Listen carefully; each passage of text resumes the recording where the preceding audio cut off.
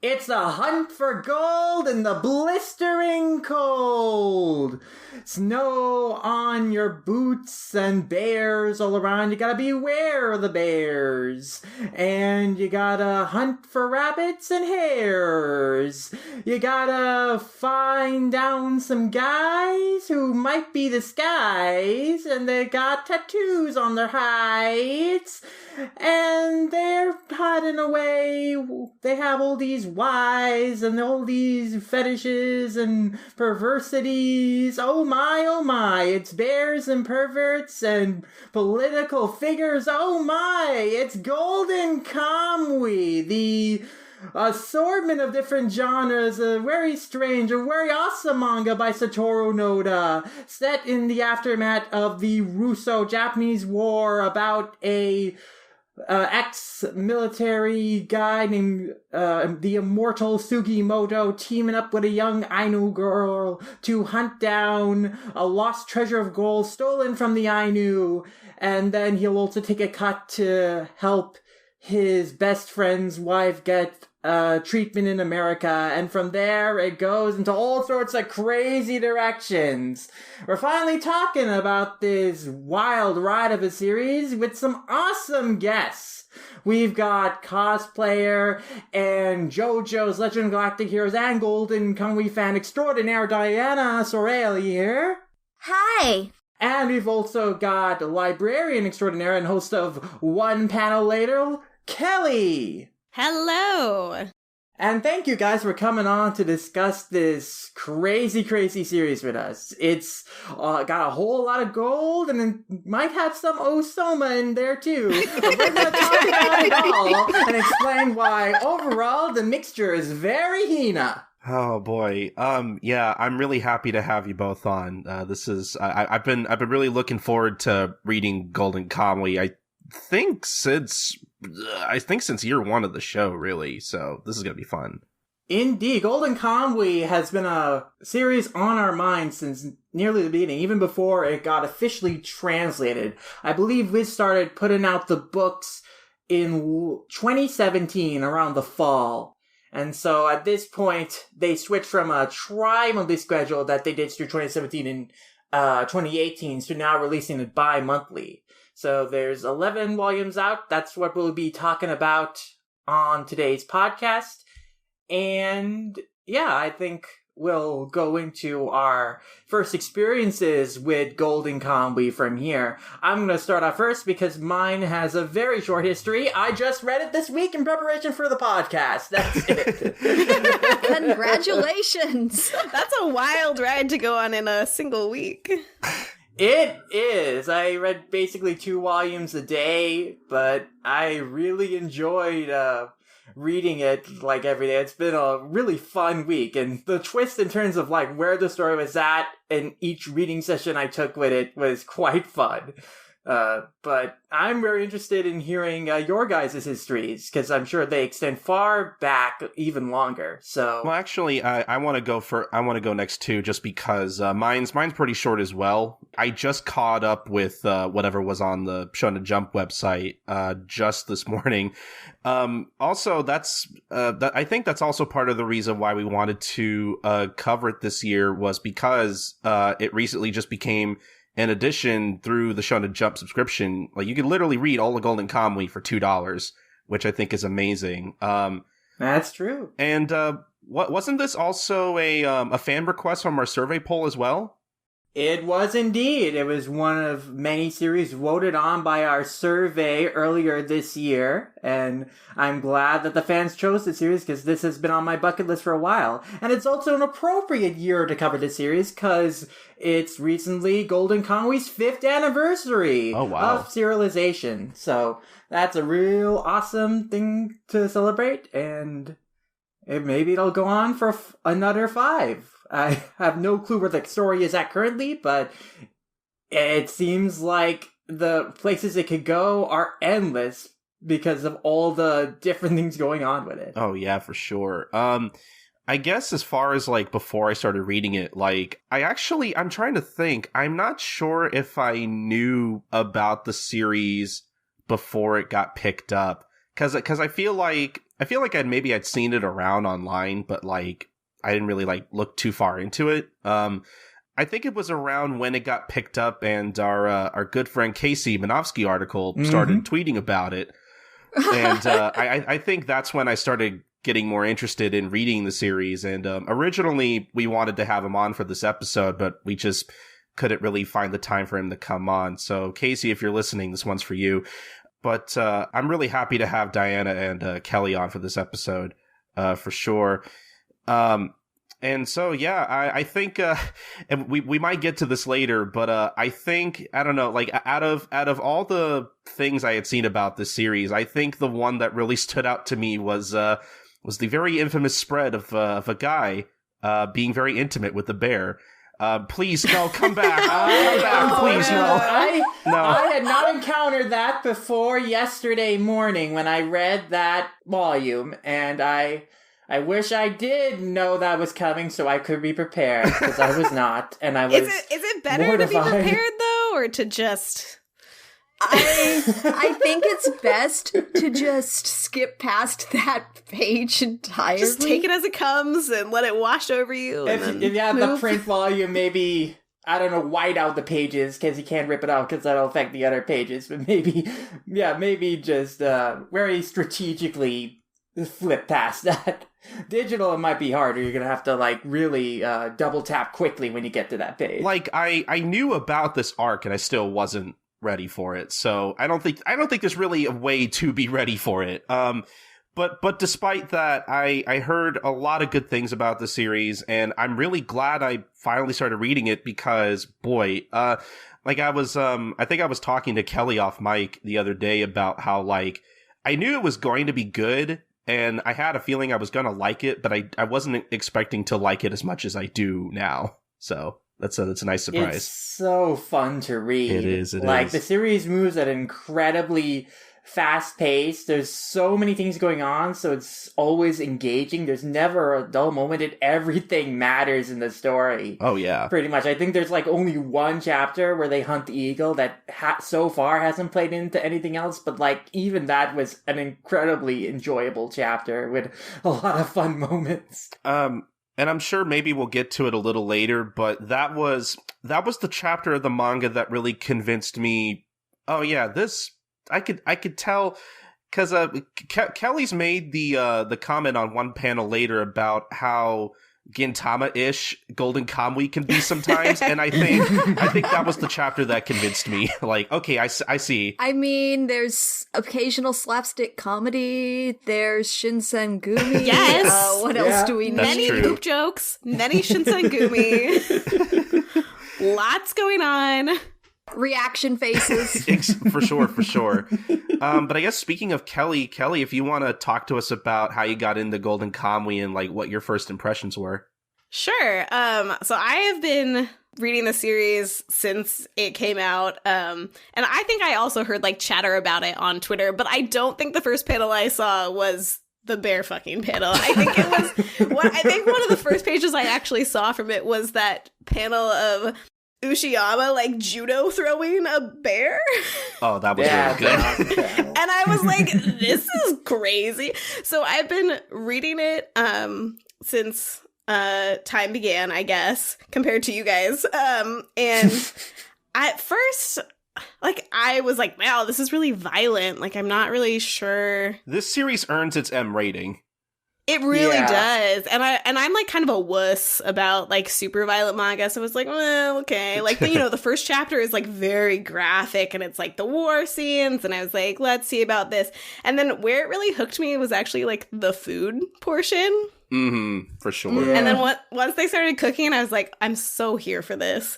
And yeah, it's like a wonderful, amazing series, obviously, and it just hooked me. And I feel like my true story of getting into Golden Kamuy has been the story of me trying to get everyone else into Golden Kamuy and just like doing a super bad job of it and like trying to explain like why it's cool and being like, oh my god, like Hijikata, like Shinsengumi, and people are like, what the fuck? Like, who cares? What's a they fight a Shinsengumi? bear, Yeah, and like they're eating otters and like who, why? And I'm like, it's just like the whole package. So I feel like that's in like my tale with Golden Kamuy is like loving it and then like badly convincing other people to read it. To be fair, I can't imagine trying to come up with a succinct way of like trying to pitch Golden Kamuy to most people.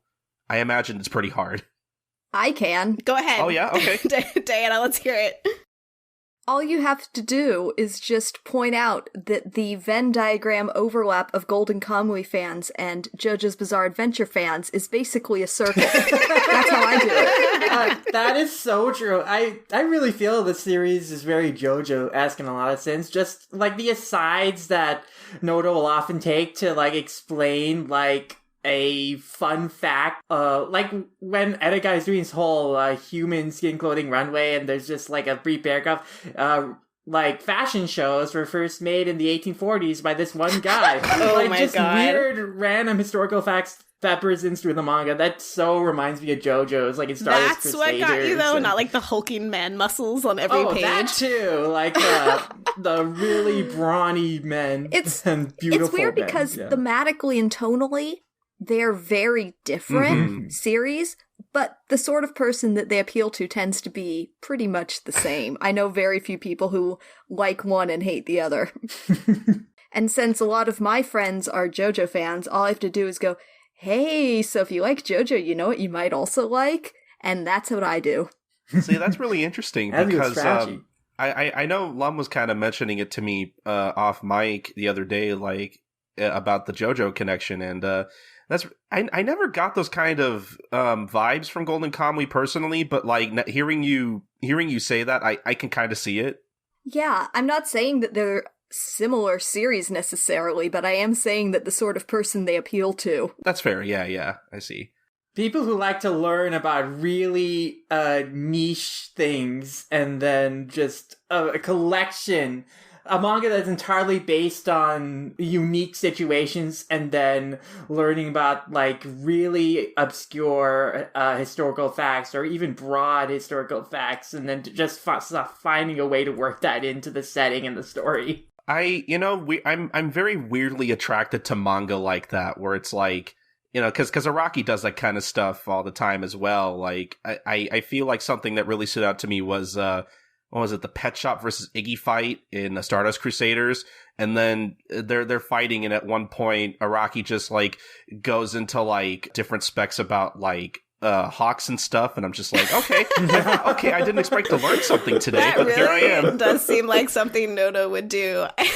Now that I think about it, I kind of like how like he has those little historical asides, those little like boxed panels that are like, they're amazing. And I like how sometimes it's like almost like a parody of himself. Like I might be getting ahead of myself, but there's like a scene when they're on like that big airship. Yeah. Oh, yeah. And it's like this super like action set piece, like high stakes, like aerial battle. And then like Koito's like falling off the airship, and there's just like a little aside like next to one of the snails in the background that's like, Sapporo snail, like this species. Like, I'm just gonna, why?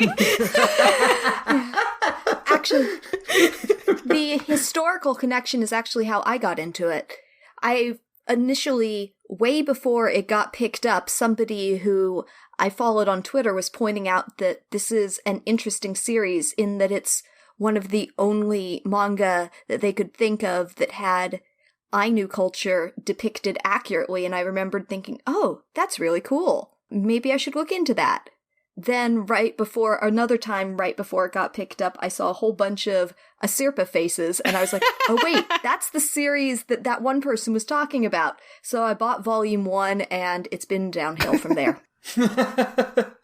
So yeah, that's what got me. Historical side notes and Asirpa faces. I mean, I will admit, they are, like, Noda's facial expressions are always, it's so weird, like, they're so comedic in how, like, realistic they look, like he had, like he had his assistants, like, as a model make these faces or something, or I don't know, it's really interesting to me, like, how realistic they can look, because I could see real people making these faces. Yes. I love it when people's faces get scrunched up and they glare, especially Aspira, like when she's forcing Sugimoto to eat the squirrel brains, and you just have like an entire page of like her just staring intently at Sugimoto, waiting for him to just eat it. Those panels are so great. And hey, look, like if I had to eat squirrel brains, that's the face I would make. Yeah, I really enjoy his like more like subtle faces, like the like whenever anyone tells like a love story and like Sugimoto is like a love story and kind of like his eyes get like wide and shiny and like there are like little sparkles. Sugimoto surpringly is a hopeless romantic. Yes, he's like such a sap, or like Shiraishi's like little like whiny face when everyone's just like being mean to him. He's just like, I love Shiraishi so much. Oh my god, I tweeted about this in my thread. Like, it was so hard to talk about Golden Kamuy on Twitter and not just post about Shiraishi every 5 seconds. Like, it's relentless, but I love it. Yeah, he is good. I feel like he is not given as much credit as maybe he's due, like especially in the more recent volumes. I feel like he has like more depths maybe than anyone ever talks about.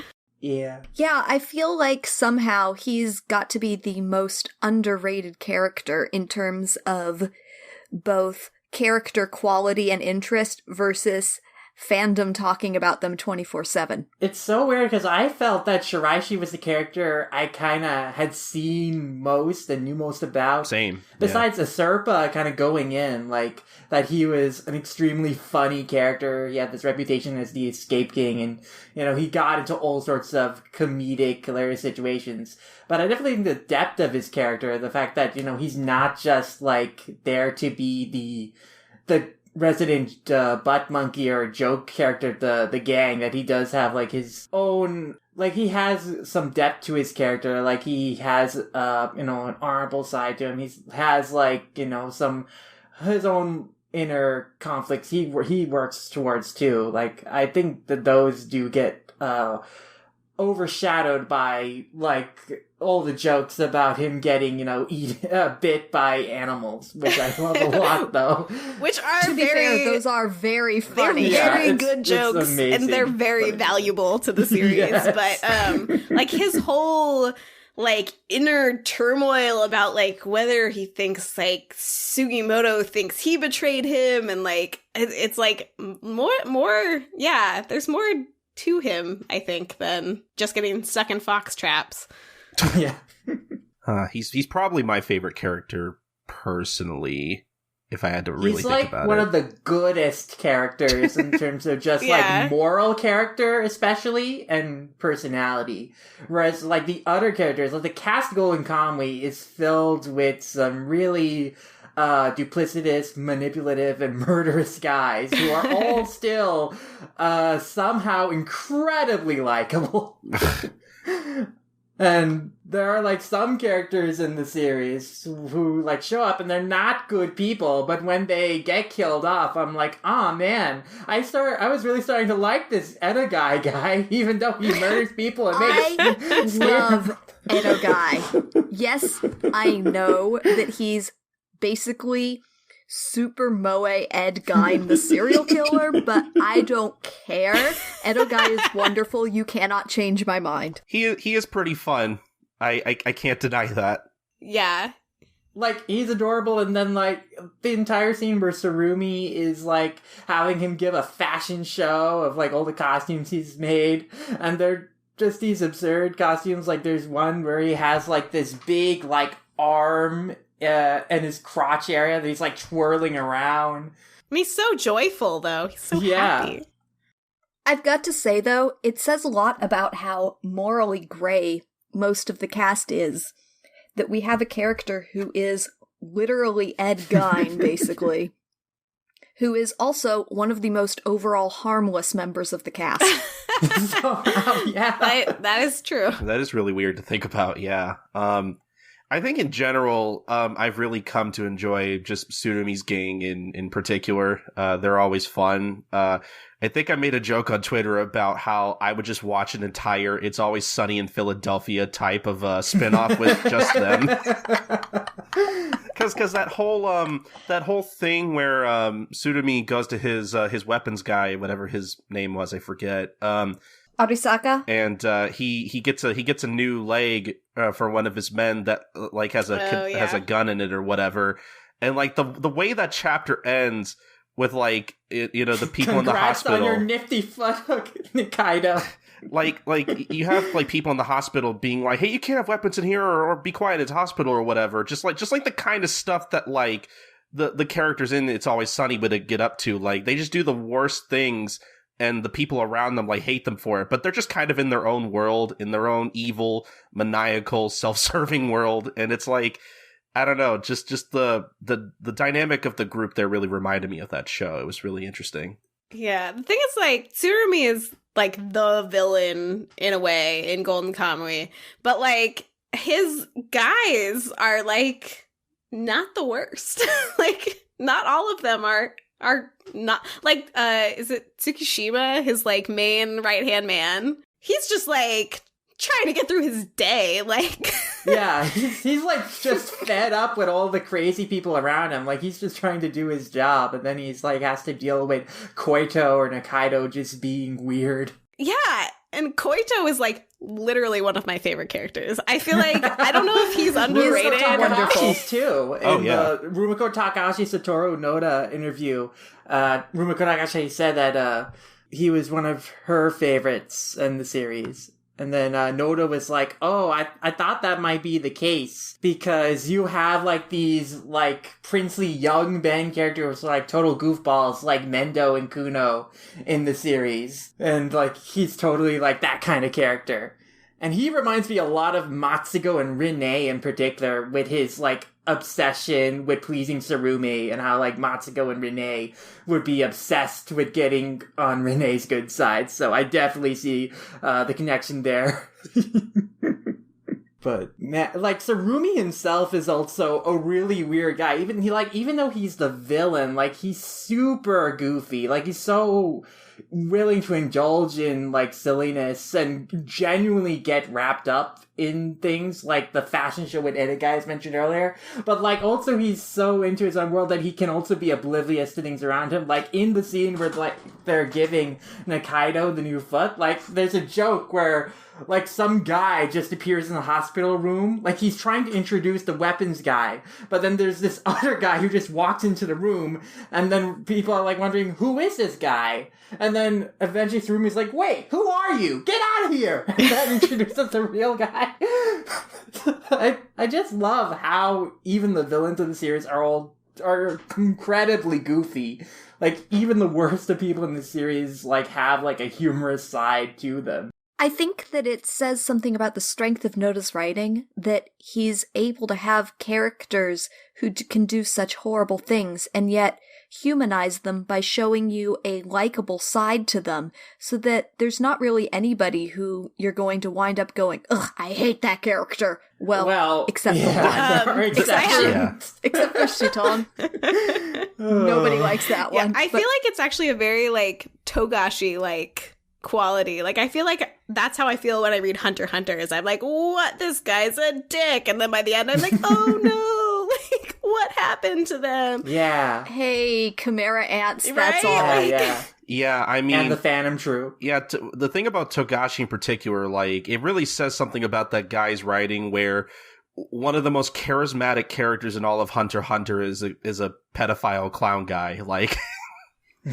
Right, and you're like, but I can get behind him. Like, sure. Like, he seems like an alright guy. I feel like that's a lot of the characters in Golden Kamuy. You're like, I'm sure he killed some people. Like, he seems okay. Like, I'd still have a drink with that guy. Yeah. You have a lot of murderous people who get aroused in Golden Kamuy too. Like Henmi and Nihei, who get like hard-ons at the thought of killing. Yeah, a lot more erections in the series than I thought there'd be. There's this quote that I saw on Twitter a long time ago where somebody asked Noda what his goal was in drawing manga, and he said that he wanted to portray the beautiful bodies of men, and I have to say he has done a stellar job. Succeeding, Noda. You nailed it. It's like the opposite of those series, like, as much as I love this one, it's like the opposite of Dr. Stone, where there's tons of gorgeous, different, unique male character designs, and then the women have only one body type, and that type is hentai dojin. Yeah. Look, I love Dr. Stone, but like I can't help but agree. Yeah, they all have the same body type. I mean, Dr. Stone is just particularly egregious about that. It is. The girls are super strange looking. But in Golden Kamuy, all the women look different and have so many different character designs, and they're all really unique. And then most of the men are just himbo stripping half naked all the time. It's wonderful. Yeah. Like, there's a difference between characters like Inkarmat and Ogin in particular. Like, they don't look like the same character, which I really appreciate when it comes to female character design in manga. Yes. Although, how many female characters are there in Golden Kamuy? Like, Sirpa obviously is like one of our main duo, but... And then there's her grandmother. We have a Spirpa, Inkarmat, Hoochie, and then Ogin, I guess 4. Then there's Ienaga. Yes. That's very right, yeah. interesting. So I guess that's 5. And I guess we can sort of count Ume. I love Ienaga. Ienaga is another one who was based off of a historic serial killer. So, Noda, how many episodes of true crime shows do you watch per week? Probably a lot. Speaking of, like, JoJo's, like, stories, that Murder Hotel story, like, even the title, Let's Go Stay at the Murder Hotel, that so felt like a JoJo's thing with, like, the It's based on a real person and a real situation from the late 1800s in Chicago. Yeah, H.H. Holmes and his murder castle, I believe. Yep. It's sure a thing. It is sure a choice to have that in your manga, and as well as for the character based off literally H.H. Holmes to be likable. Yeah, a person who has literally eaten people to engage in this sort of Chinese therapy to make themselves look a certain way is, like, still really likable. I like that they stuck around. Sure, she has a murder hotel where she murders people, and sure, she's a cannibal, but you know what? She's living her best life. I support her. I think the relationship between her and Ushiyama is super adorable. Like, even... like, when he finds out, like, what her real identity, he still loves her. It's so nice. And he takes care of her afterward. And she just, like, is seamlessly integrated into the regular cast, like, afterwards. And everyone's like, this is fine. Like, she's just amongst us now. Like it was weird that you tried to murder us and eat us, but, like, it's water under the bridge, like... It's kind of strange. Like, at the beginning of the series, Sirpa makes a big thing to Sugimoto that, you know, you don't kill people, like, in the process of, like, going after these tattooed skins or whatever. You don't have to kill these guys and to take their skins. And he was like, yeah, okay, but the threat, like, it's not a pacifistic series and by any stretch. There's a lot of people who die, and all of our protagonists in every faction do not have any qualms about killing people whatsoever and being totally chill. Well, Asirpa is like the one exception, yeah, for sure. And then I guess, well, Shiraishi, I don't remember any big moments. He probably did at some point, though. Shiraishi's just relatively harmless. Yeah. Yes. I can't recall Shiraishi doing permanent damage to anyone throughout the entire series. He just doesn't feel like the sort of character who would do a murder. He doesn't. He would totally get framed for a murder, though. Oh, yeah. Oh, yeah. No, he would totally be, like, completely the chump who got caught at the end. That's the worst. I feel like that has to happen at some point. Like, I feel like I'm surprised it hasn't happened yet. Shiraishi gets nailed. Well, I mean, there's that whole like kind of like side backstory, like when we get backstory of Shiraishi and like him like following the nun through all these prisons, right? It's supposed to that was amazing. Yeah. And a lot of the character backstories in this manga are like very serious. Like, I think we get Ogata's backstory like towards in volume 11 maybe, or towards the end of volume 10. Yeah. And it, Yeah, we get it, and it's sure. It's yeah, dark. it's very dark. And like Sugimoto's, all of the flashbacks of his past are like very fraught. And then Shiraishi's like, you want to know what happened to me? Like, this is what I did. And it's like totally farcical. And it just doesn't explain anything about him, really. No, it gives you no insight into like how he became this person. But it is like exactly something he would do. Whereas Sugimoto's backstory, I thought that was beautiful and sad. I don't want to spoil this for anybody who might be listening and hasn't read it, but I thought it was just such a touching depiction of the kind of horrors that being in a war and PTSD could inflict on someone.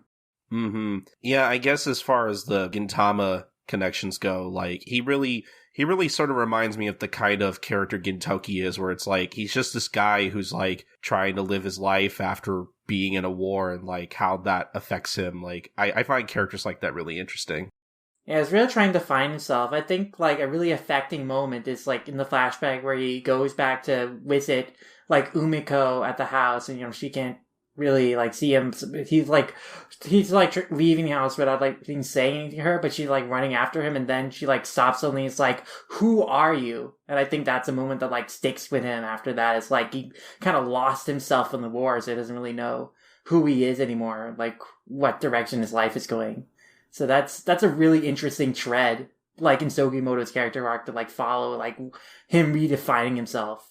I feel like it's kind of in a lot of the characters' arcs, though. It's like war is like really in the background of like the entire plot, right? Because like Tsurumi's people are all like, it's like the island of misfit toys over there, but like they're all like people who are like damaged from the war, and like Tsurumi is like feels betrayed by the like command, and he like lost a lot in the war. And then there's like Sugimoto, who's like, what is he doing in Hokkaido? Like, he has no business being there, but he like can't go home. And then even like the Shinsengumi, like they're like running from like a different war, and it's still affecting them. I feel like it's like everyone in the series is like trying to figure out what to do with themselves after like losing their souls into these wars. Yeah, there really is just this ongoing theme of running from the past and trying to step out into some kind of making your own new future. And in the sense, they kind of want to take back what they lost. Like, Hijikata wants to start a new Republic of Eizo, you know, with the gold to make Hokkaido secede from the rest of Japan and kind of go back to the Tokugawa days almost, in that kind of society. And then Tsurumi's goal, like, his platoon was considered outcast after the war. The veterans were not given any financial aid. He wants to make Hokkaido an independent military state in which all people are taken care of financially. No one is, like, left behind.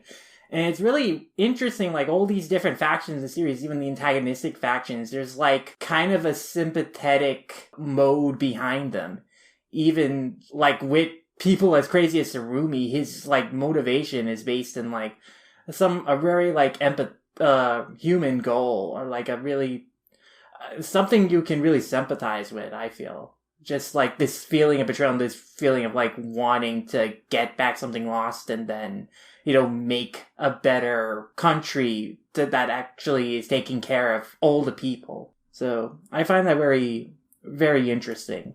And of course you have Nobara Po. Well, you have, I think at this point, I guess the motives of Nobara Po is like vague, but like the idea was like the gold was going to be used to help an Ainu rebellion to make Hokkaido an independent state for the Ainu too. So it's really interesting in a sense. Like, the kind of shadow villain of the series is the Japanese imperial government and the way it's mistreated different factions of people.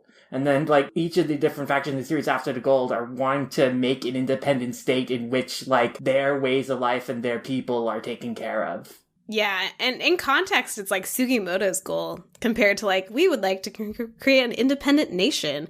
It's like really small and personal compared to like the Hijikata faction and the Tsurumi faction and like the Ainu the Ainu faction of the past. Like, he's just like, I just want some money. Some of the Noperabo stuff does get revealed in upcoming chapters / anime season 2.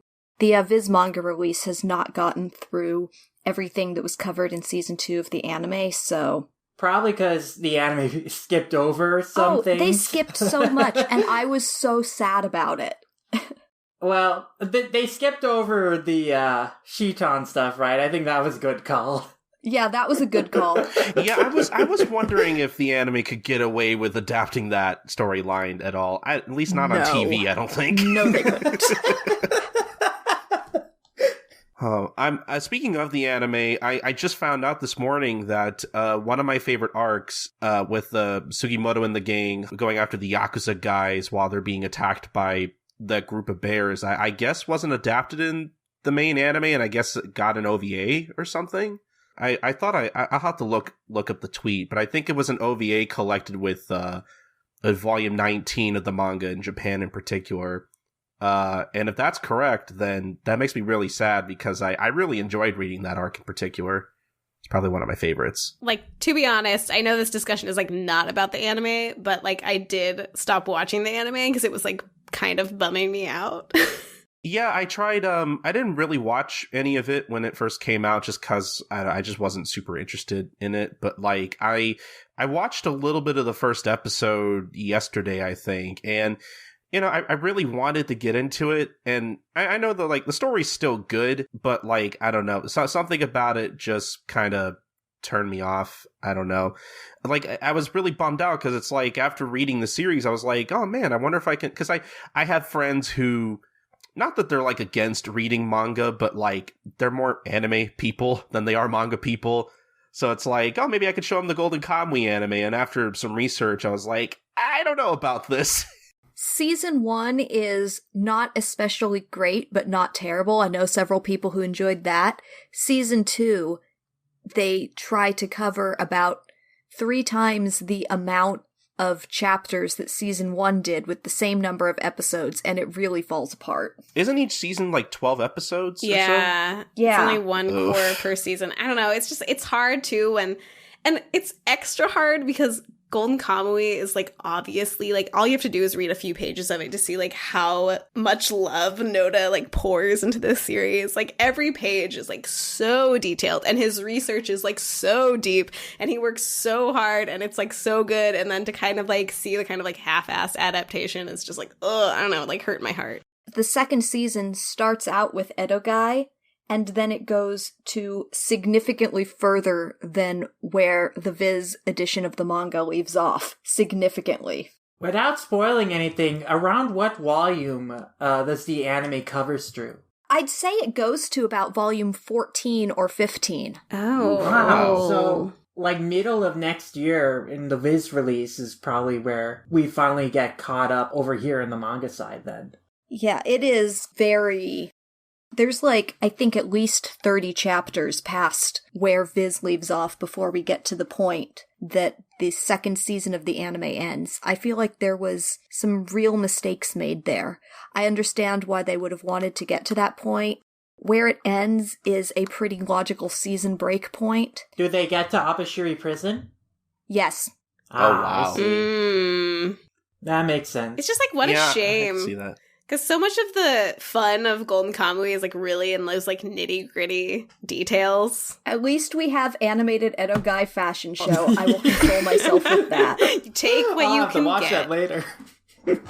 What I like about Golden Kamuy is that the series and the characters do have a goal in mind in like what they want to do, and there's a clear, I don't want to say end point, but there's a clear point to where the story wants to go, but like we still have enough wiggle room to go to all these detours with them stopping and like, you know, cooking up different animals and making different dishes and like seeing like what all the other characters are doing, you know, on the way there. And it's like, I know I keep going back to Gintama, but like I can kind of see it where it's like, it feels like Gintama, if Gintama had a more focused story and there was a logical like endpoint the characters wanted to get to, like, because there's a lot of like one-off sort of episodic points in the story that, like, if you really wanted to, you could cut out, but, like, that's the fun. Right. That's what makes it fun.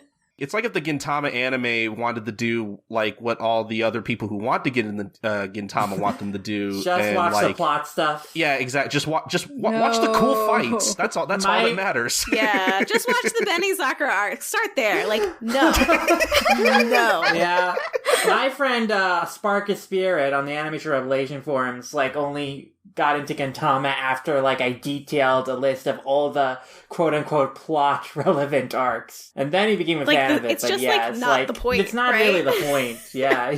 You're missing out on some great comedy episodes, which are kind of the heart of Gintama. Like, sure, the episode where they all fight over the hot pot isn't related to the plot anyway, but it's one of the funniest damn episodes. You should watch that.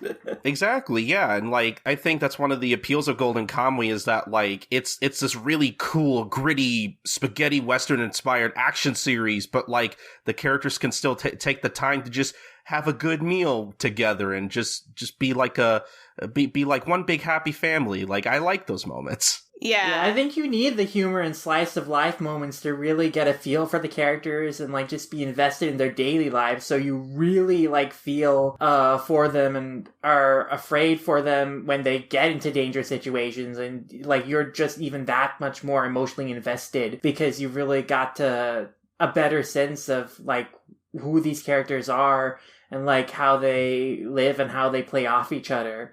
And just to rush through, like, all the fun asides where they just spend time hunting or learning Ainu customs to just focus on plot stuff would be a real disservice, I think, to the story and to, like, really getting into the characters. Well, Noda also, like, weaves the themes through, right? Like, just in the most recent volumes, there's that little kind of, like, side episode they have with, like, Shiraishi gets bit by a snake, and then, like, no one wants to suck the venom out because, like, they're like, you'll live. You're fine. And then there's, like, that little extra aside about, like, this story of, you know, the legend of this giant snake in this forest. But then, like, that ties right back into the chapters with, like, Ogin the Viper, right? So Noda's, like, I don't know. He knows what he's doing. Yeah, like, there's a point to some of these one-off stories because they serve as like framing devices for other stories, which I think is really interesting. Yeah, you want the moments with Tanigaki just playing with Isoma in Aspera's village while he's recovering, you know, just brief check-in moments with him. So, like, when the moment comes where, like, he has to really get involved in the story again and can go after Sugimo and Aspera's group, like, you know the connection he has formed with Hushi and Osama and, like, why he cares about them and why he, you know, wants to bring Asurpa back to just ease her mind and stuff. So you need, like, the slice of life moments to be emotionally invested, but also they do feed back into the plot because, again, it does inform you about other details of the world. And then, yeah, there are other connections made often as well. I guess that's kind of what Golden Kamuy succeeds in, where Gintama sort of falters, because I do see a criticism with Gintama where it's like, you know, the transition between gags and comedy to, like, really super serious action or whatever that involves really deep character development. It's almost kind of like a switch. Like, they're not always, like, I love Gintama so much as the next guy, but, like, even I have to admit, you know, they're not always integrated as well as they could be sometimes. Whereas I feel like Golden Kamuy does a better job with that kind of thing, where it's like you can't really separate the two. Yeah, Golden Kamuy is seamless. Where, like, there's a scene at the end of the 10th volume, which, like, I also don't want to spoil for people because it's, like, one of those scenes that, like, I'm, like, crying reading comics. But it's, like, this incredibly emotional moment that, like, Sugimoto's happening, and then I think, like, the next panel is, like, literally, like, Shiraishi's head, like, popping out of a deer butt. And it's, like, a quick little, like, gag that, like, ends this, like, really emotional chapter, but it's, like, just seamless flowing between, like, butt jokes and, like... I feel like the comedy in Golden Kamuy is not just a selling point, but if you stripped it out, I feel like the series might almost be too depressing to be enjoyable. Yes, I agree. Yeah. It'd be so grim that you, like, wouldn't want to continue. Mm-hmm. Like, I feel like you really need that levity with Golden Kamuy, which is why characters like Shiraishi exist, I feel like. What are the other things? Oh, sorry, go ahead. Oh, no, just without humor and humanity, like, it would just be really hard to become invested in the story, because, like, if these characters were just malicious and cruel all the time, and the situations they found themselves were just violent and bloody, then there wouldn't be any glimmer of here is what we're really fighting for. Like, it's just being mired in all this despair and dehumanizing stuff. But the fact that there is humor to all these characters, the fact that there is humanity to all these characters, even like with so many of these characters being like murderous or having absurd other aspects of their character, like, it just makes it keeps the series from falling into the trap of being so grim to the point that it wouldn't be enjoyable, because there's a reason to root for and love all these characters, and you want to follow this story because you want to enjoy the moments where they're just having fun with each other, and then you want to kind of see them succeed in their own goals, in their own way. And it's like, the fact that the series can make you, like, care about, you know, just characters who don't stick around for a while, but, like, characters like Tetsuo Nihei, or even Henmi, like, just in a short span of time, even though they're not really good people. Like, I feel that the series just remains enjoyable because the characters are enjoyable. That kind of derailed, I felt. But it's just that if there's nothing likable about any of these characters, there's no humor to them, then why would you really get invested in them? Well, yeah, because they wouldn't be interesting characters. If Ogata didn't have, like, his fun quirks, like, can we talk about slicking back his hair? Can we talk about Ogata? But, like, if all there was to Ogata was that he, like, murdered basically all his family when he was a kid. Like, he poisoned his mother, then he shot his brother in the back during the war, and then he killed his father, and then framed it as a seppuku. Like, if that was all there is, and he was just that grim, dark character, and there wasn't humorous moments like a Serpa trying to make him say Hina when he eats cooking, or, like, even taste like the food she makes. Like, if there weren't stuff like that, the series would just be... It would be hard to read scenes with that character, but because there is, like, not only is that character, like, really enjoyable, but, like, you have something to be invested in because you, like, want to see the moments where he lightens up and kind of overcomes the darkness in his character, in a sense. Yeah, for sure. But yeah, let's talk about Ogata. Ogata is such a terrible bastard, and I love him to pieces anyway. Right? Ogata, he's, like, such a... God, like, what a... He's a walking knife cat, Gajinka. If Knife Cat were a character, it would be Ogata. I mean, I can't not see that.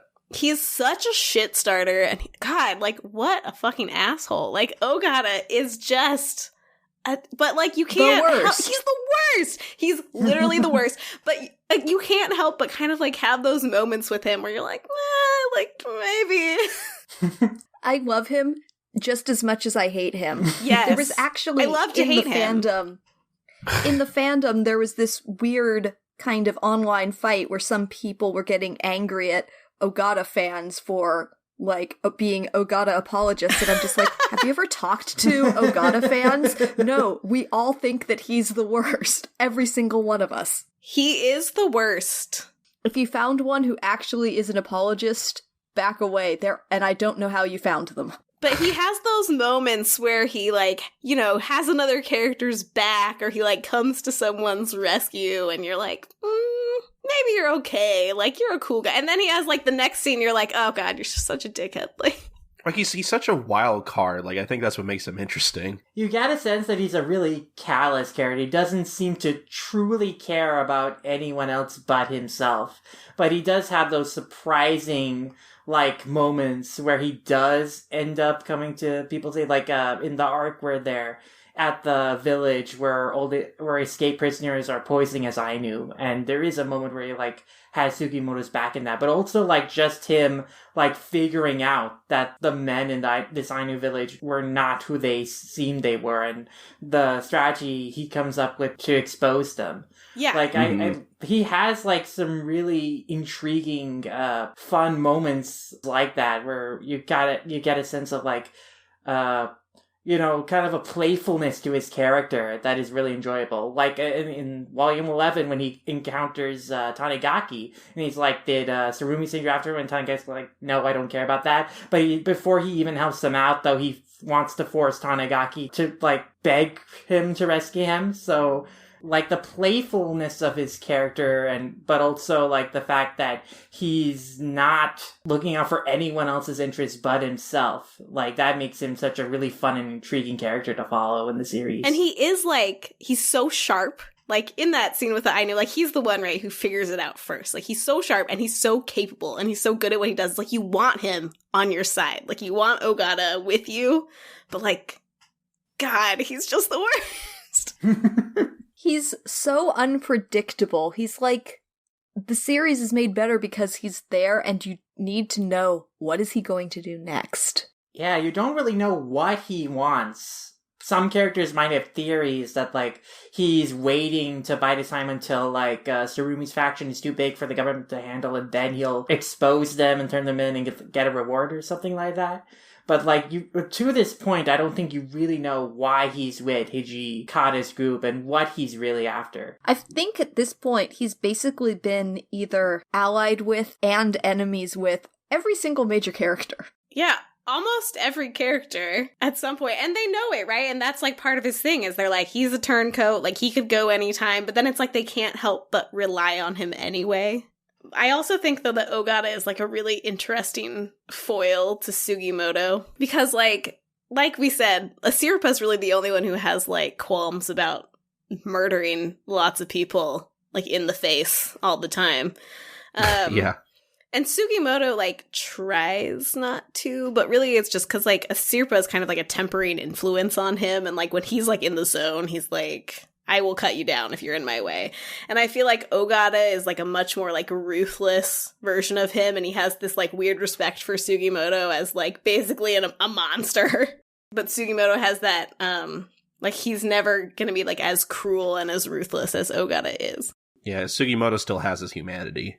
Yeah, and I don't think that Ogata, I think there's something, I don't know, Diana, right? There's, like, some nugget of humanity in Ogata, I want to say. I feel the fact that you don't ever know what he's like. Actually, earlier somebody mentioned Hisoka. Yeah. From Hunter x Hunter, and I feel like in some ways there's some kind of thematic similarity there.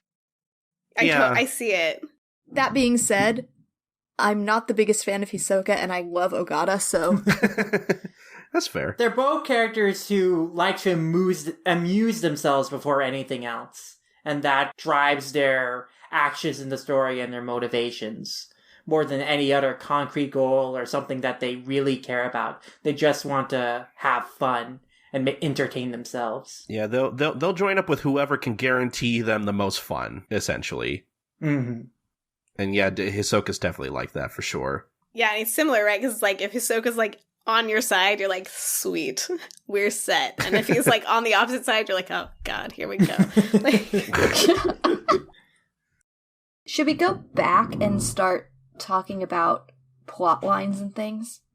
Well, I guess the way the story develops, so I guess about for the first, 4 or 5 volumes, the goal of the story is that Sugimoto and Aspera and Shiraishi, they're based in Hokkaido and they're looking for the 24 escaped... I don't want to be a problem, but considering the listeners might yell at you for this, you've been saying her name wrong. It's Asirpa. Oh, sir. Okay, right, thank sorry. you. I was afraid to pronounce any Ainu language at all because I knew I was probably going to pronounce it wrong. Just pretty valid fear. I can read katakana, so I have an advantage there. All I have to do is go and look up on Wikipedia. And it's easier to figure out how the stuff is pronounced if you can use the katakana. But yeah, I'm sorry. No, that's fine. No that's worries. Fine. That's a good point. But yeah, Sugimoto's group, they're based in Hokkaido for the first 4 or 5 volumes. They track down the 24 prisoners based on whatever leads they have. And then when in Volume 5, we get the introduction of Kiro Ranke. So Kiro shady. Ranke, This guy. Yeah, he's definitely interesting.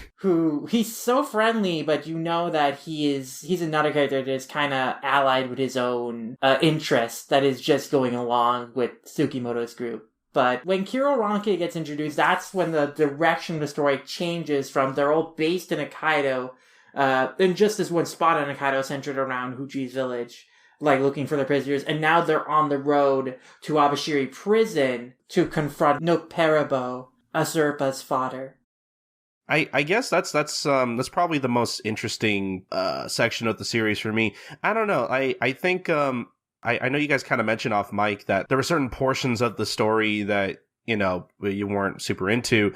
And I don't know, like, overall, or it might have been Lum, I don't know. I know you mentioned there were certain portions you weren't super into, but I don't know, it's weird. Like, I feel like there was never a time reading Golden Kamuy where I was, like, bored or ever just, like, okay, now we got to get through this. I think this current arc that I'm on now that I'm caught up with Viz's release is probably the only part where I'm just kind of like, cool, I hope we get past this soon.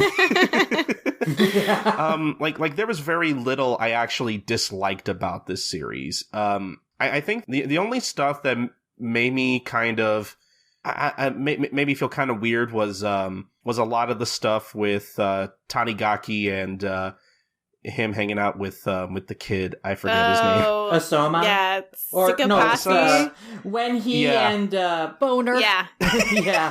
Which I appreciate it. I appreciate that his name is Boner. I'm very mixed on that relationship. Like I think it's cute, but at the same time it's like, this is a little kid, and I don't know how I feel about some of the stuff that he says sometimes. I know that him hanging out with the kid, that is going to play out in future volumes. That is going to be a larger plot point. Okay. It's one of those, it's a setup for an arc that we have not gotten to yet. Okay, I'm looking forward to that then. But yeah, outside of those two things, like, I very rarely found myself either not enjoying the story or feeling like I'm just kind of feeling like I just want to skim through this part. Like, I feel like there was never really a boring moment for me. I don't know if any of you guys felt differently or. I mean, we were talking about it before the podcast in the chat, but the Barato arc is like probably the least entertaining stretch of the story and most forgettable. There's like, it's based around, it's kind of a parody of Yojimbo with like these two rival gangs each trying to hire bodyguards. And then there's some details that are like direct homages. But in general, like, the reason I couldn't get that invested in that stretch of the story is just because I didn't really like any of the characters on the side of the rival gangs. And I like Hijikata, and I like Ogata, and, it's kind of, some of the action in that is fine, but like, because I was not really invested in the goals of either rival gang succeeding, I wasn't really that interested in, like, the lead up until like the destination, like the conclusion where Ogata gets the skin and then he offers himself as a bodyguard to Hijikata's gang. Like, that was a good development in the story, but like everything in the arc and the lead up to that, I didn't really feel that enthralled by, and I didn't really feel anything by the fact that, the kid, one guy who is like the son of one of the gang leaders, managed to get out of the situation with his lover. Like, I didn't really feel that interested in that character, so I didn't really feel that satisfied with the end of a situation. And especially because the other characters in that they either had no personality, or in the case of like that guy's parents, were just really unpleasant and mean people who just got killed off like suddenly and unceremoniously. I had trouble with that arc myself because there were just so many new characters all thrown at you at once that it was kind of hard to keep what's going on straight. I feel like it was just, if there had been fewer new characters, or if it had been expanded out long enough for me to really care about the new characters, that it might have been better. But for me, it was just a bit tricky to follow and not quite as good as some of the others.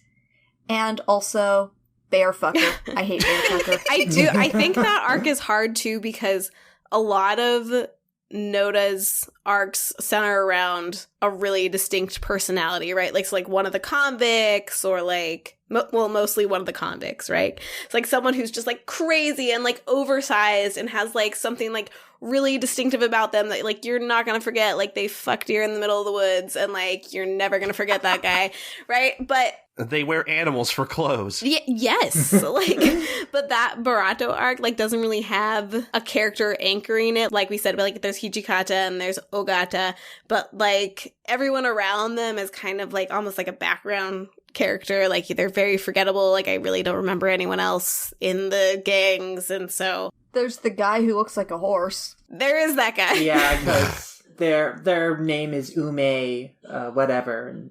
Umakichi, I think. That's really interesting to hear all these criticisms. Not that I like don't agree with them, because I do. But it's interesting because I don't think I was super hard on the arc, just because I feel like I already had a feeling that these characters are disposable. Like, I already didn't like. I wasn't really like expecting to be invested in those characters. I think it's because like I saw that arc so and it's especially interesting because and I found a thread about this on Twitter, which maybe I'll link in the show notes, from Golden Kamuy Central about I think it's a interview with Satoru Noda, kind of talking about how they're influenced by certain films and whatnot. And that's something else I really like about the Golden Kamuy manga, is that I wish I was more well versed in film in general, because like I could totally tell that certain title pages were modeled after like old movie posters and stuff, which even if I didn't get the references, I still thought was interesting. And I think the arc we're talking about in particular, I know is at least according to the thread, is yeah, it's a parody of Yojimbo. Yeah, it's supposed to be a parody of that film in particular. So I don't know. I think I wasn't as down on the arc just because like I knew it was kind of meant to be like this sort of action set piece, and like I feel like because I viewed it that way, I wasn't too emotionally invested in the characters at all. So like I feel like that's why I'm not as down on it. But like I could totally see why you guys wouldn't be super invested or be kind of disappointed in that arc in particular. So I do feel like that arc kind of like stands out, and it's like kind of weird that we're all talking about it because it's like a pretty insignificant arc, right? Yeah, but it stands out because I feel like the fact that it's so insignificant is why we're talking about it. Well, the series is so even. Like, so much of it is like really just like on the same level, and that one is like just one of the only ones that's just like dips a little, and you're kind of like, I like forgot about this, or that wasn't the greatest. Here's my question: does the anime cover this arc? Does anybody know? I think in an OVA I heard. Okay. I would be really surprised if like out of all the story beats they had to either skip or like truncate. Like, I'd be surprised if they kept this one in. It looks like it might have in some point. Ride a horse in Barato, Ogata meets with Hijikata. Okay. Yeah. So it looks like they might have compressed it down or something. Please don't like put this in here. I would not be surprised if like actually, it's the first OVA. It's the first OVA. So it didn't make it into the as televised version, but they did animate it. Okay, I mean, I could see that being an OVA. Like, I would have been more surprised if they actually dedicated an episode to it, even. Yeah, especially with as much things they were skipping. Well, I don't know. What were your... I guess we're talking about, you know, arcs that we weren't so fond of. I mentioned earlier that I really like the arc with the bears and the Yakuza guys in particular. Oh, that one's I great. love that. Yeah, it's when they're trapped in the house and the bears are like circling around them. And then they gotta figure out who might be the assassin, because they found the two heads of like the guys that Kiraranke was that he got the horse from and raced the horse earlier, and then he kind of screwed them over because the wrong horse won, and so they got killed, and now they're after him. And so they got to figure out which of the two guys is an assassin after Kiraranke, and then they figure out that, actually both of them are Yakuza guys, but they don't figure it out really by themselves, but because, like, one of the other guys is actively screwing over the other one, his boss, because he cheated on him. And that was super funny, and I really liked those characters, Wakayama, the Yakuza boss, and then his subordinate who he calls Princess. Like, they were really likable. And I was sad when they got killed off. It was, like, kind of sad. Like, they have this big emotional ending where they're kind of holding each other as they're dying, and there's, like, the setting sun, and then, like, you page turn, and then Sugimoto's group is like, well, we're gonna have to skin them, I guess. There was something weirdly, like, comedically dark about how that ended. Yeah, they're like, well, time to, like, get out the skinning knives. Like, okay, guys. I've got to say, I'm really sad that we recorded this before Viz got to volume 12, because one of the most legendary and memorable, in maybe a good way, depending on what you're into, arcs is in that one. And God, I wish we could have all. Which one? Wait, which one? Otternabe. Oh. Otternabe is. You're not going to forget that. Does anybody here know what I'm talking about? Yes. No, but it doesn't involve the bat scene. I know that happens at some point with all the... Yeah. And then Shirashi gets slapped by someone's dick in that, right? Wait, what?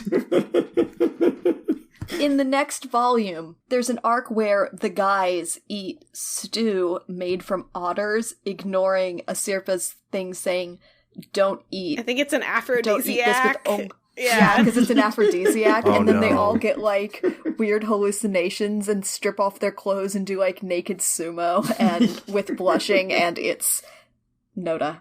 You absolute genius. Oh, wow. What a man. Well, I can't wait to read that volume then. Yeah. It's wonderful. Oh, man. But I guess I brought up the arc because I wanted to know. So are there any arcs in particular, if we haven't mentioned them already, that you guys thought were particularly good or were, like, your favorite? Or I think that arc that we discussed earlier on the ranch with the three bears, that might be my favorite because I like the mystery element to it. I like the action, the fight against the three bears. And even though it's, like, kind of sad that their deaths are a joke, like, I do like the characters of the Yakuza boss and his subordinate, and then I do like that they get kind of a nice sentimental ending, even though it's undercut with the joke of them, Sugimoto's group, like, kind of blankly saying, well, they're dead, I'll just skin them. But that's a great portion, and I really like the portion where Tanigaki is defending. Well, I guess he gets attacked at Huchi's village by Nikaido and one other guy who are like... Ogata, isn't it? Because I thought it was like two guys, Nikaido and another guy, and the other guy died in that.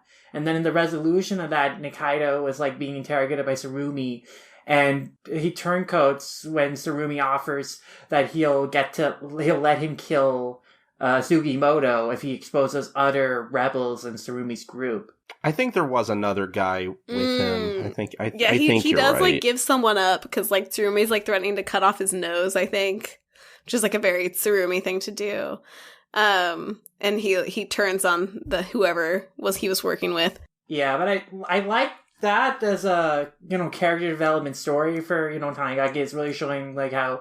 Because he's first attack in Huchi's village, so like he's really trying to defend Huchi and Usama, and then he, went a broken leg, and he has to very strategically figure out a way in order to keep his attackers at bay, even though he has a gun with only one shot in it. So he has that one is stellar. Yeah. That one's definitely one of my favorites too. I remember the moment where I think it's slightly before that where Ogata shoots him while they're still in the hut, and the guy with him is like, well, why didn't you shoot the grandma? And Ogata's like, I liked my grandma, like, I'm a grandma's boy, don't make me do that. Like, I thought that was such a cute, like, humanizing moment for him. I thought that was funny. Yeah, he's like, don't make me kill an old lady. And I'm like, oh god, you're like the person here who would kill an old lady. Except for he isn't. No, see, he does have a heart. Kind of. A little bit. It's in there somewhere. Something.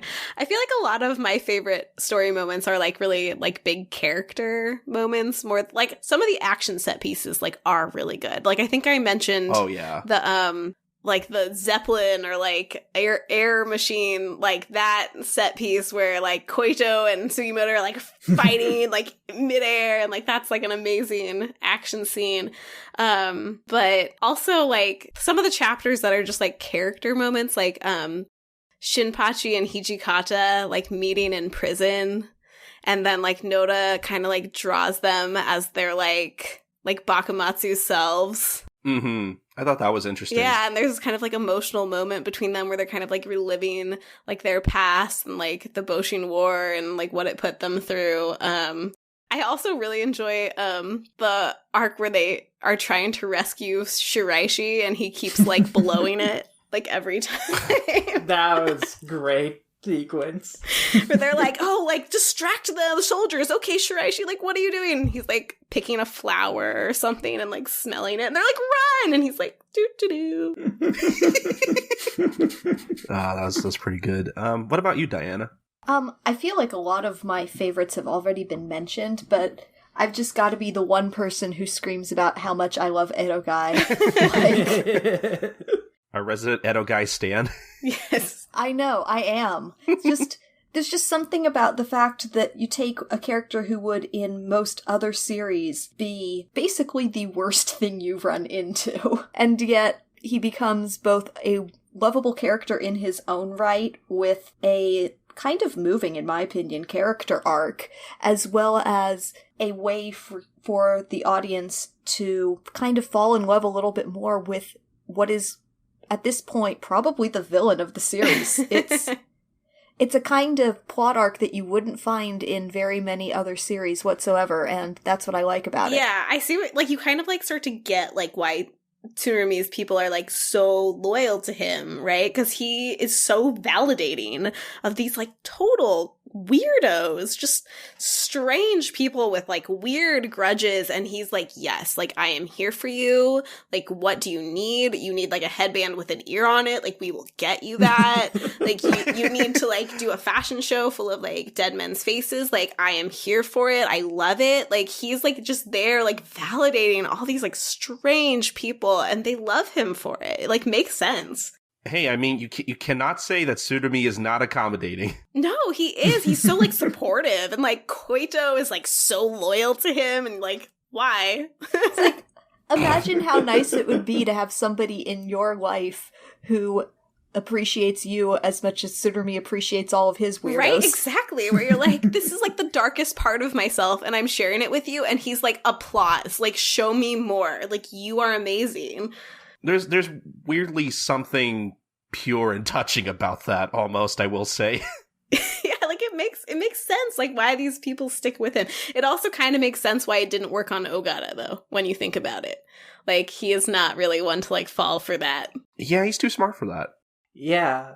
Like, in Ogata's backstory, when, you know, Tsurumi is trying to, like, kind of, someone's saying, you know, we're gonna cover up what happened to your father here, you know, you can join our camp, and he's like giving him all these praises, and Ogata's just thinking to himself, you flirt. He's not really compelled by Tsurumi. Yeah. Or impressed by him in the same way. He's too cynical. Like, he can't, like, believe that. It'll be interesting to see in Ogata's character arc if there ever comes a point where he does find someone that he genuinely cares about and will want to stick with. And finds a goal other than entertaining himself that he wants to achieve. Yeah. Because all the faction series, they have their goal in getting the goal extends to an ideal beyond just themselves. Like, we mentioned it earlier, but, like, a lot of them want to create their own nation states to take care of, you know, people and the way of life they value. And Tsukimoto's goal is to take care of like someone he loves, and also to help. It later is also really becomes about helping Aspera, achieve her goals too. So, and again, like looking out for someone he really cares about. So, like Ogata is like the one character in the entire ensemble who doesn't really have a ambition that extends beyond him. So I think he's really intriguing in that respect, and like how, if he will ever reach the same like have the same, find a desire like the others to work towards. I am actually like pretty interested in talking about Sugimoto's motivation, because I think we talked about earlier, like his motivation is like kind of like small, right? It's like he wants to get money so that he can help his childhood friend's wife, who's also his like childhood sweetheart, right? Yeah. So there's like a lot of feelings there. And then I feel like the more the series goes on, the more him and Asirpa like grow closer. It becomes more about like supporting and helping Asirpa. But like, I don't know, like, do you believe Sugimoto's motivation? Like, is that really why he's in Hokkaido, is to like get money for Ume? Like, I feel like he could do that in like 1,000 other ways. I feel like he probably was looking for places where he could try and find easy money. And then, because of what he's been through, picked the furthest and most desolate one as a kind of self-punishment. I feel like Sugimoto is kind of like a self-flagellating character. It'd be like, I deserve this. I deserve to pan for gold in this stream, to, this godforsaken mud river, to make up for like all the lives I took and the souls lost in the war and how I lost my own humanity. Like, he's very like... I also believe that Sugimoto really genuinely cares about like the people he loves, and he will, and if they are in danger, and if he needs to do something like extreme to help them, he will go that extra mile. He will go like he will like really fight for them.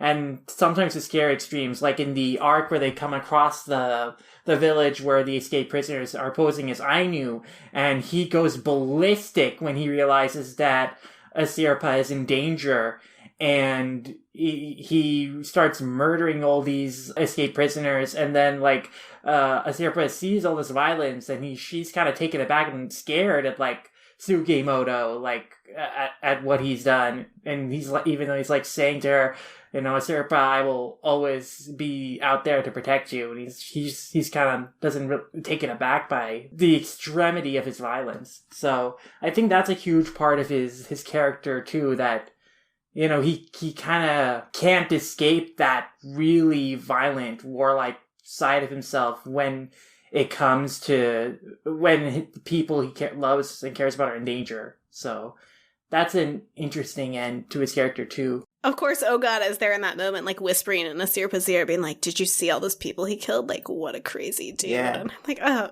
Ogata," but it's like, Ogata, please, yeah, just back off for a second here, Ogata. But it's true. Like, the reason he's like like the immortal Sugimoto, but it's not because he's like so lucky, like or like the bullets miss him. It's because he's like a berserker when he gets into these situations. Like, he will like do anything to not die or to like help people he loves, and that includes like murdering almost a whole village of people. Like, that's fine, but it's not because he's like, I just dodge danger, I'm immortal. It's like he goes nuts, he loses it.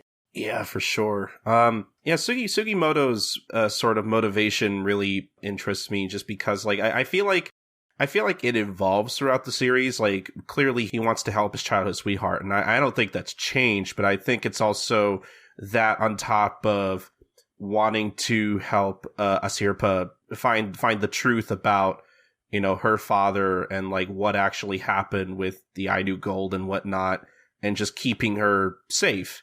And I think that's really the only thing that's changed, though.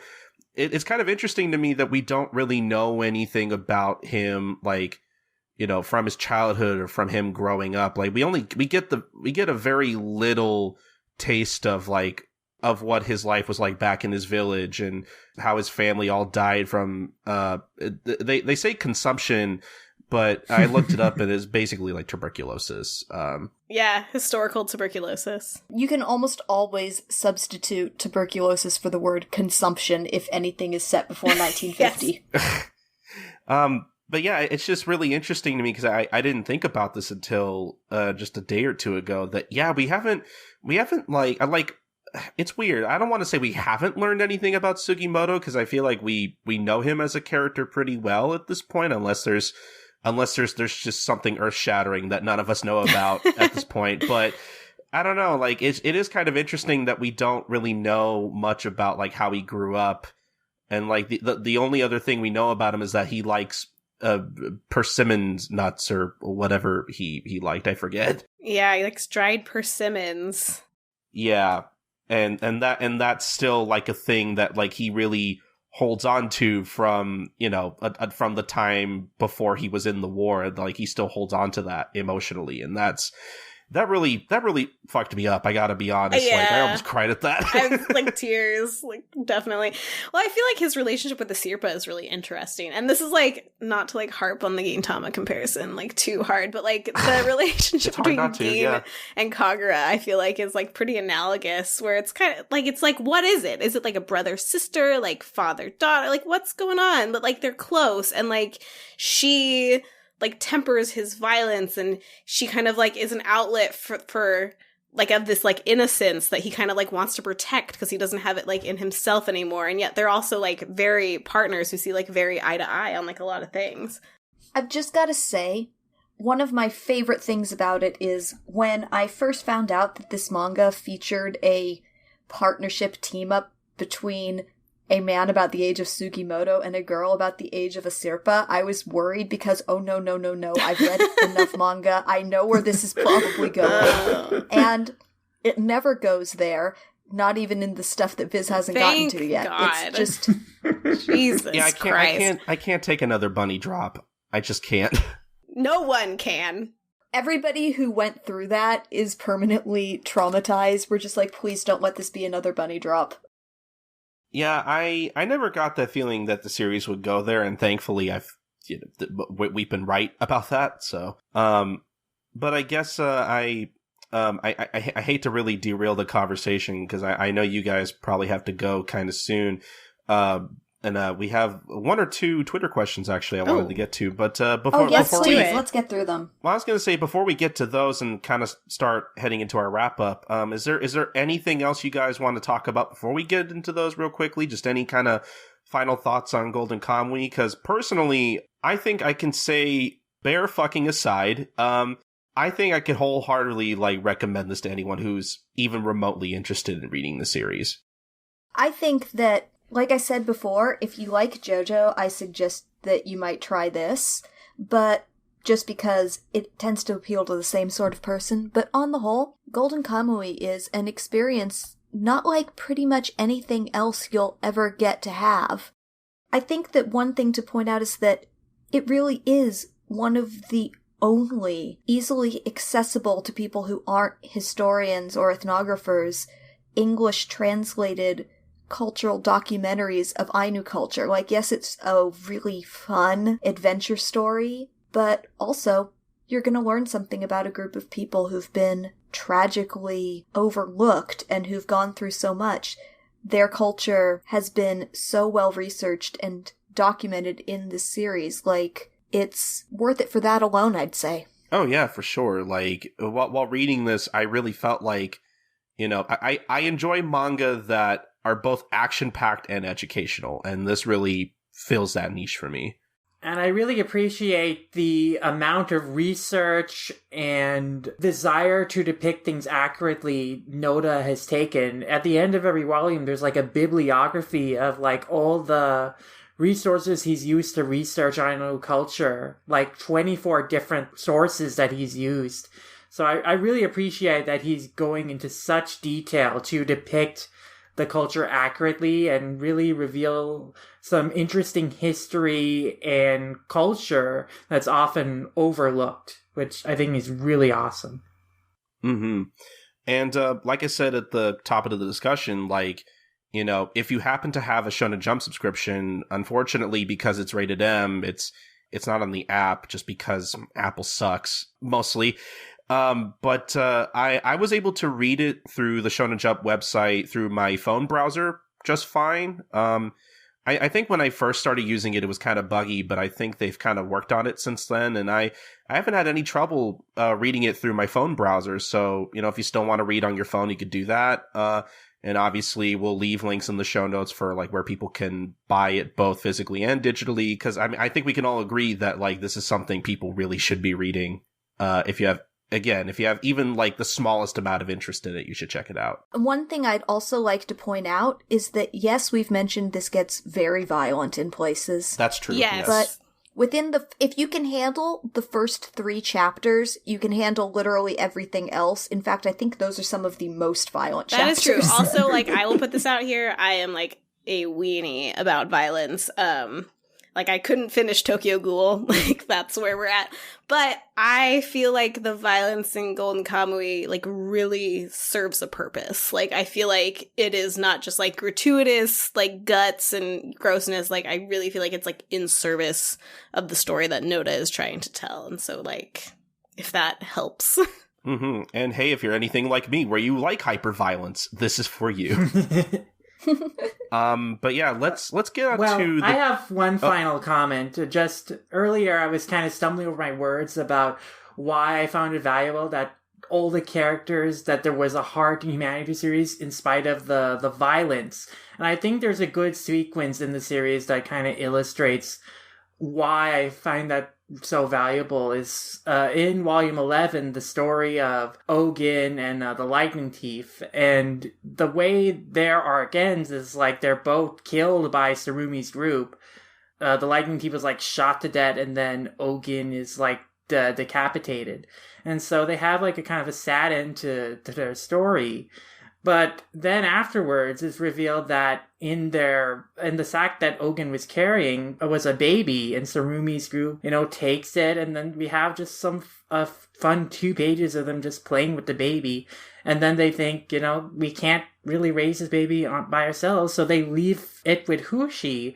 And it had been established for a few volumes that Hushi was feeling really distraught over a Sirpa situation, worried about her, and that was causing her to be in kind of a situation where she might die of stress. But then she has this baby delivered to her, and then it's just she takes care of the baby, and we just see her like singing it a lullaby. And I think this sequence shows off what Golden Kamuy goes so well.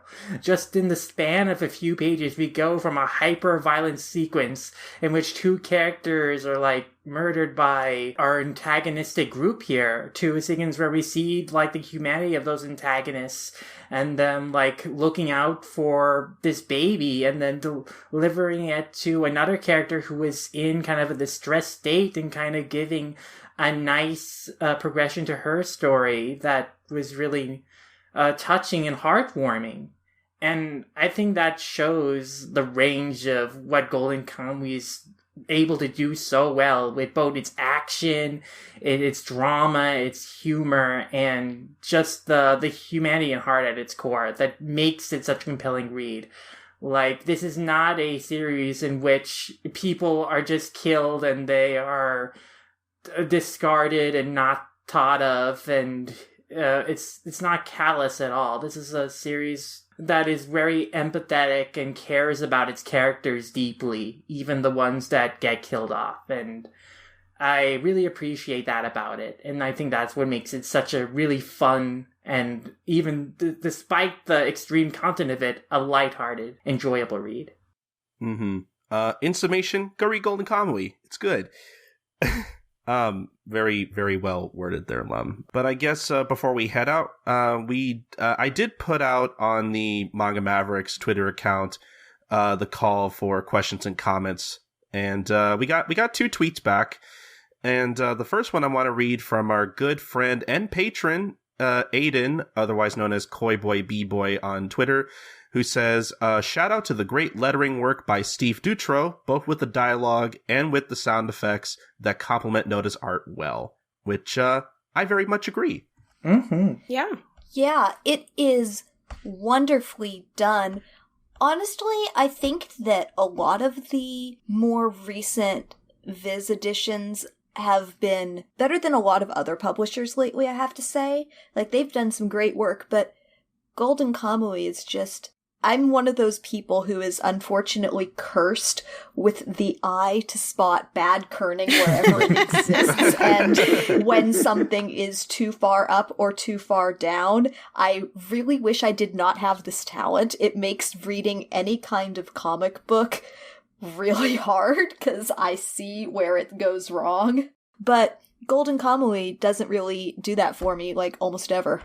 Yeah, throughout my reading of Golden Kamuy, I definitely hadn't noticed anything that I thought was egregious. Like, I definitely agree. The lettering and the dialogue are both very superb. Just in general, I think Viz has really come a long way from how they operated, like 10 or 15 years ago. Their lettering has been pretty much superb since then, I think. Since their Shonen Jump days especially, where it's like, I'll read like Saint Seiya or something, and it's like the lettering just like takes up most of the art, and it's really jarring. And I'm really Hey Viz, retranslate and reissue Saint Seiya. This is the voice of your conscience talking. Maybe Cancer Death Mask can be called by his real name, to say nothing of Saori. Oof. I'm sorry. I'm a Saint Seiya fan, and the state of the releases of that series in any format in the United States makes me sob, and also grateful that I can read Spanish and French. No. Yeah, no, I feel like Viz has done a great job with Golden Kamuy. I also really appreciate that I feel like they have given this series its due in other ways. Like, I remember when they were starting to release some of the early volumes, like, as a, like, put on my librarian hat here for a second. Like, I remember getting, like, publisher weekly emails and stuff, and I saw ads for Golden Kamuy. It was like, Viz's new release, and, like, I, like, appreciated that. Like, it was up for an Eisner, like, 2 years ago, and, like, I feel like they have done a good job, like, really putting something behind a series that I feel like sometimes they're more hesitant to put a lot of marketing behind a series that has a mature rating. And I feel like they have done justice to Golden Kamuy. I really appreciate that. For sure. And I guess our only other Twitter question, comment, whatever, is something we got from @KPossibles, who asks, what is your favorite dumb Shiraishi gag joke in the manga? Oh, I have one. Hands down. I wonder if it's the same one. Okay, Diana, you first. Go ahead. Yeah, go ahead, Diana. My favorite running gag is that whenever some guy is not wearing any clothing and you would see his crotch, they use Shiraishi's face as a cover-up. That is pretty good. That is amazing, but it is not my favorite. My favorite running Shiraishi gag is how he gets caught in every animal trap that they set. Like, they, like, set a trap for, like, a fox, and they come back, and Shiraishi's, like, caught in it with his, like, little paw, and he's like, ugh! And, like, I think he even gets, like, squished by, like, a rock that's meant to catch, like, essentially, like, mountain hamsters, and somehow he, like, gets, like, nailed by it, and is like, ugh! And they're like, oh my fucking god. What about you, Lum? My favorite is during when Shiraishi is explaining like his history with Chonan Gomegishi, and then like this story of him like wanting to find this nun after breaking out of prison. I love the running gag about him just getting in the crosshairs of soldiers and then like pulling out, "Hey, it's Shiraishi," and him getting arrested over and over again. The way the chapter ends with him like having the dream about Sugimoto killing him, and so he escapes out the window to run away, and then he immediately encounters the 7th Division, who says, "Hey, it's Shiraishi!" and arrests him. Like, that entire... I love that running gag so much. For sure.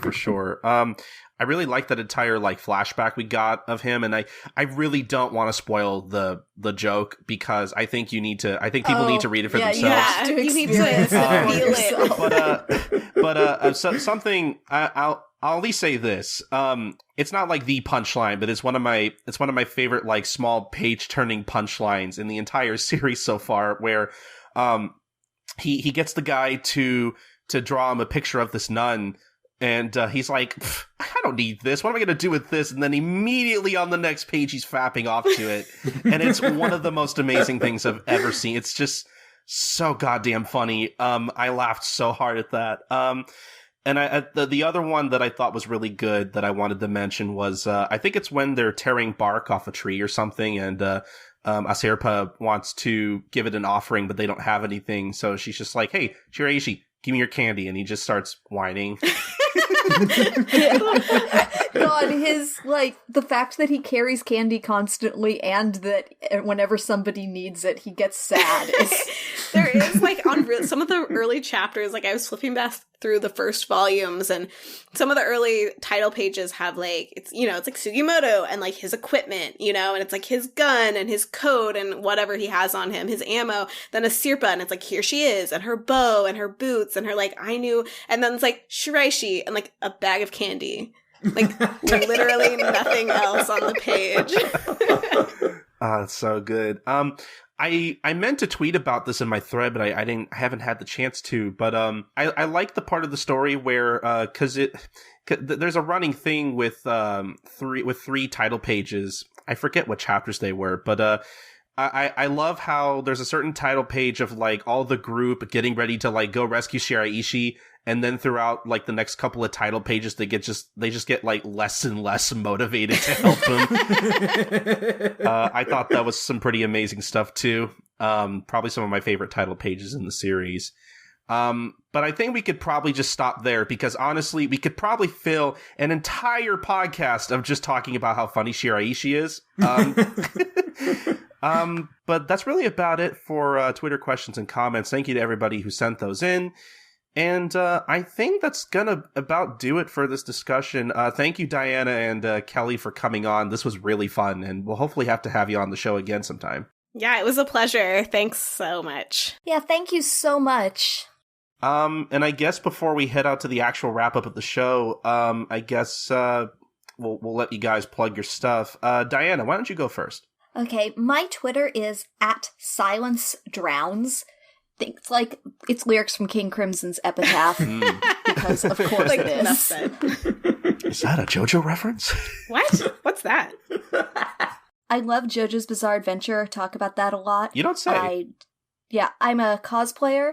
I'm about to go on a trip to a convention in Italy because Hirohiko Araki is a guest there. Hell yeah! So, if you follow me anytime in October, you will get to watch me live tweeting my emotional breakdown. Definitely go follow Diana for sure. That sounds like it's going to be amazing. I'll definitely be keeping up with that. And you might want to turn off retweets for me. I share a lot of artwork. I appreciate it personally. And Kelly, where can the people find you? Oh, yeah. Well, you guys can also find me on Twitter, I guess, where, like, the world lives. My handle is @KellyQute, Qute. I am a children's librarian by day. You can also find my writing on the Barnes & Noble Sci-Fi and Fantasy blog, where I do book reviews and I write a lot about manga. And I also have my own podcast, One Panel Later, with my friend Angela, which is, like, on indefinite hiatus right now, but will definitely come back. And we're going to be super excited about. I am not going to meet Araki, so I'm sorry if my Twitter feed is boring. But I'm sorry I'm sorry for dropping a bomb about that thing. I, like, can't compete with that life, but I do tweet about manga, so, like, hit me up and chat with me on Twitter. Mm-hmm. And Lum and I cannot emphasize enough that, like, we both really enjoy One Panel Later, and it's a really big reason why we wanted to have you on, because we really enjoy that podcast. So we'll definitely leave a link to the website for that show in the show notes, because we really do think it's worth a listen. Thank you so much. All right, and then I guess Lum, you're ready to wrap up the show? Am indeed.